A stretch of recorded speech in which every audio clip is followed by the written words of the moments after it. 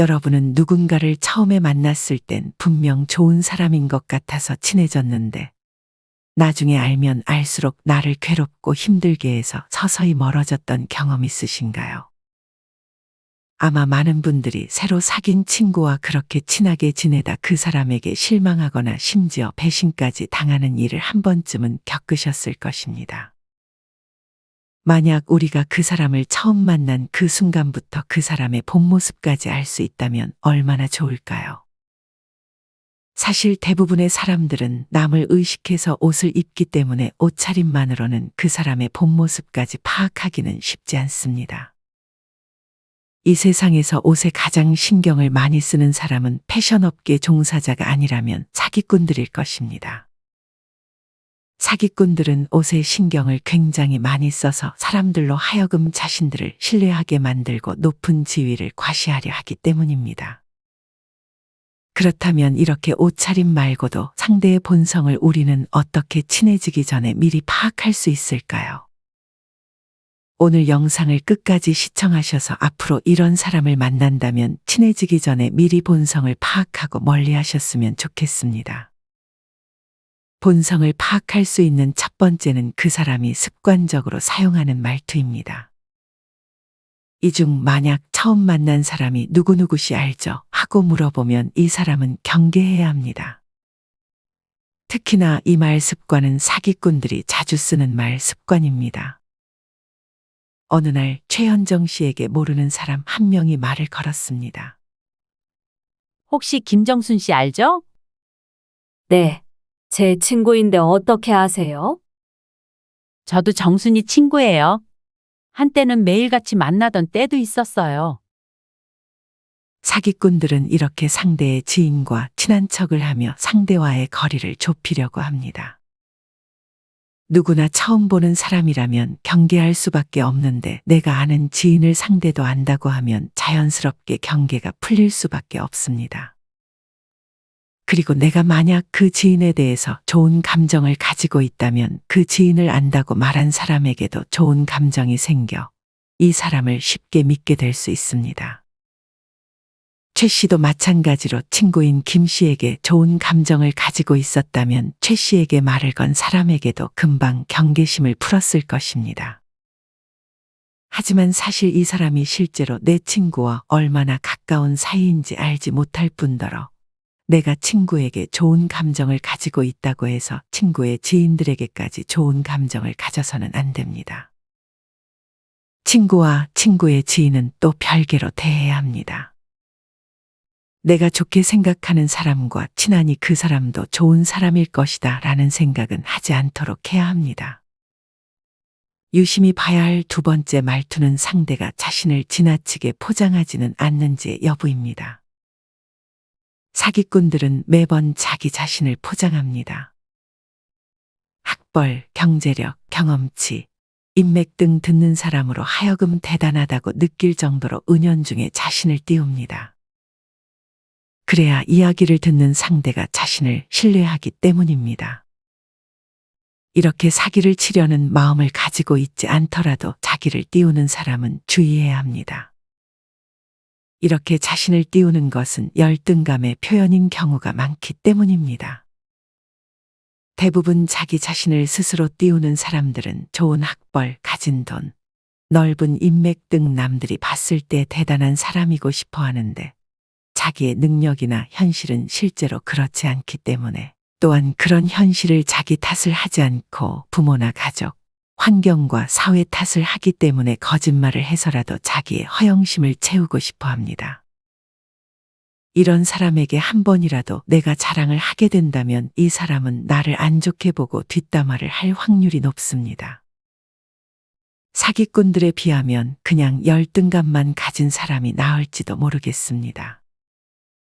사기꾼들은 마치 자기가 대단한 사람인 것 마냥 자기 스스로를 속이기까지 하며 남들에게 그게 진짜 자신의 모습인 양 소개를 하고 다닙니다. 이런 사람이 돈 얘기를 꺼내면 그냥 100% 사기를 치려고 나에게 접근을 한 것이라 생각해야 합니다. 또한 다음과 같은 말을 한 적이 있다면 한 번쯤 의심해 봐야 합니다. 사기꾼들은 남에 대해 얘기할 때면 이렇게 말합니다. 그 사람 사기꾼이야. 잘 생각해봐. 그 사람이 이렇게 얘기한 적 있지 않아? 그거 너 이용해 먹으려고 하는 말들이야. 절대 넘어가면 안 돼. 넘어가면 바보야, 바보. 걔가 너한테 이렇게 했다고?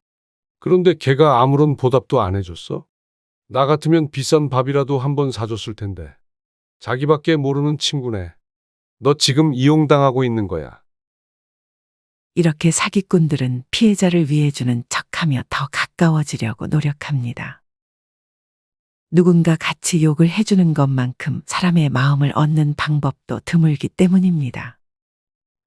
하지만 생각해 보세요. 본인이 남을 이용해 먹을 생각을 평소에 하지 않는다면 다른 사람에 대해 말을 할 때 그 부분이 잘 보이지 않습니다. 자기가 남을 이용해 먹을 생각으로 가득 찬 사람은 다른 사람이 그냥 아무 생각 없이 한 말과 행동을 가지고 그 사람이 자기를 이용해 먹을 생각을 한다고 지레짐작하는 것입니다.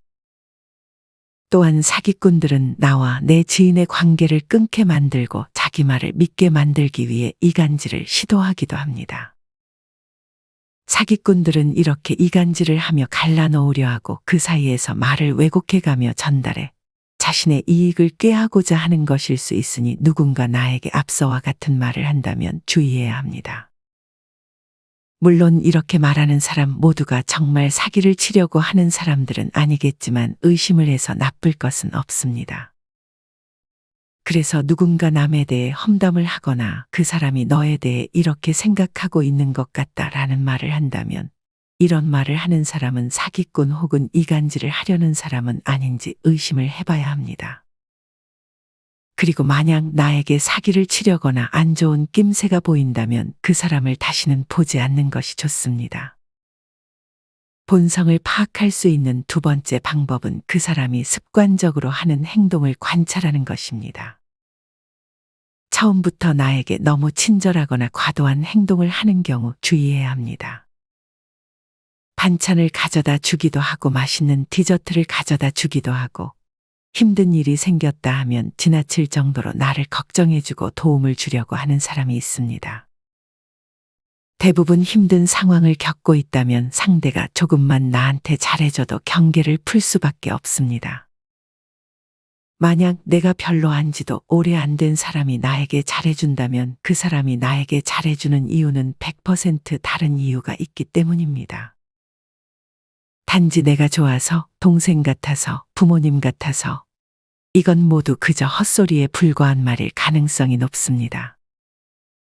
만약 나에게 잘해주는 사람이 있다면 그 잘해주는 행동이 진짜 자신의 시간과 돈을 쏟는 정성인지 별거 아닌 것인지 확인해 볼 필요가 있습니다. 만약 사기꾼이라면 나에게 잘해주는 것이 생각해 보면 정말 별거 아닌 경우가 많기 때문입니다. 사기꾼들은 또한 희소성 원칙을 이용해 압박하는 전략을 사용합니다. 이는 홈쇼핑이나 물건을 팔 때도 많이 쓰이는데 이 기회는 한정적입니다.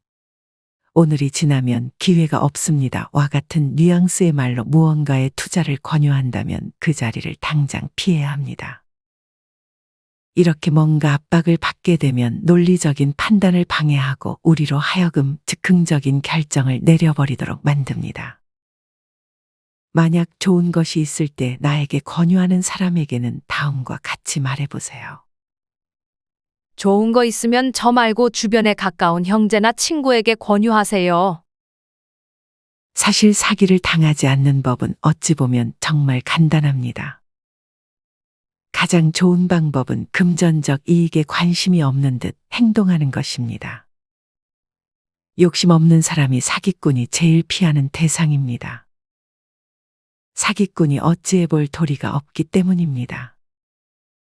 또한 아무리 친해졌더라도 나에게 돈 얘기를 꺼내는 사람에게는 언제든 그와의 관계를 끊고 도망갈 마인드를 가지고 있어야 합니다. 상대에게 받은 것이 있더라도 상대의 요구를 안 들어주는 뻔뻔함도 우리에게는 필요합니다. 사기꾼들은 관 속에 들어갈 때까지 사기를 치며 자기가 사기꾼인 줄을 모른다고 합니다. 이런 사람들에게 우리와 같은 생각과 양심을 가질 것이라고 기대해서는 안 됩니다. 본성을 파악할 수 있는 세 번째 방법은 밥값 계산할 때 그 사람이 하는 말과 행동을 관찰하는 것입니다. 식사가 나오기도 전에 이런 말을 하는 사람이 있습니다. 오늘 네가 맛있는 거 사주는 거지? 이런 말을 하는 사람은 매번 얻어먹고 상대에게 취하려고 하는 경우가 많습니다. 속된 말로 거지근성에 뻔뻔한 이런 사람들은 사실상 손절 1순위에 해당합니다. 어떤 분은 100번 넘게 밥 사준 친한 동생이 월급을 벌고도 이렇게 말했다고 합니다. 형이 사주는 거죠? 이분은 오랜 인연을 이날부로 정리했다고 합니다. 말로만 살게 하고 돈 낼 때 뒤로 빠지는 사람도 있습니다. 돈을 보면 사람을 안다는 말이 있습니다. 또한 상대에게 얻어먹은 것을 잘 잊어버리는 사람들도 은근히 많습니다. 우스갯소리로 내가 샀다는 것을 기억해주는 사람은 나와 카드사밖에 없다라는 말도 있습니다. 사실 이렇게 얻어먹기만 하는 사람은 사람에 대한 기본 예의가 없는 사람입니다. 이렇게 존중이 없는 관계는 관심조차 줄 가치가 없습니다. 그래야 자기를 지킬 수 있습니다. 저도 예전에 20년 만에 오랜만에 만나자는 연락이와 친구를 만났더니 밥값은 네가 내 하고 말하는 친구의 얼굴을 쳐다보고는 정이 떨어져 더 이상 연락이 와도 받지 않습니다. 개인적으로는 말없이 2번 정도 먼저 밥값을 흔쾌히 냈음에도 상대가 그 이후에 밥을 또 얻어먹으면 그 사람은 그냥 인간관계에서 잘라내는 것이 가장 좋은 것 같습니다.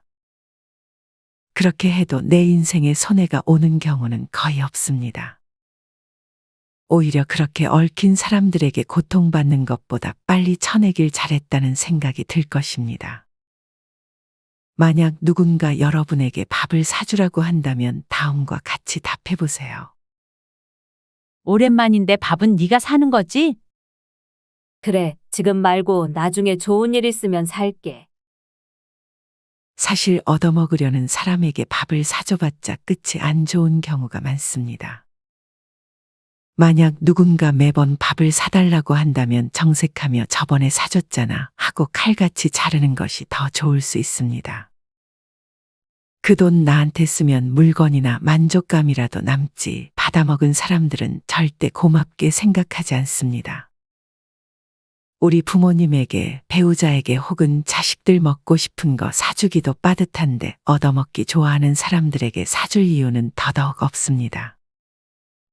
상대의 그런 모자란 요구에 선을 그을 줄 아는 지혜가 필요합니다. 여러분은 오늘 영상 내용에 공감하시나요? 오늘 영상의 내용을 잘 기억하고 계시다가 이와 비슷한 행동을 하는 사람이 내 곁으로 다가온다면 한 번쯤은 의심해보는 습관을 가져보셨으면 좋겠습니다. 이상으로 오늘의 영상을 마치겠습니다. 우리 모든 구독자분들의 행복한 여생을 응원합니다. 다음에 더 좋은 내용으로 찾아뵙겠습니다. 감사합니다.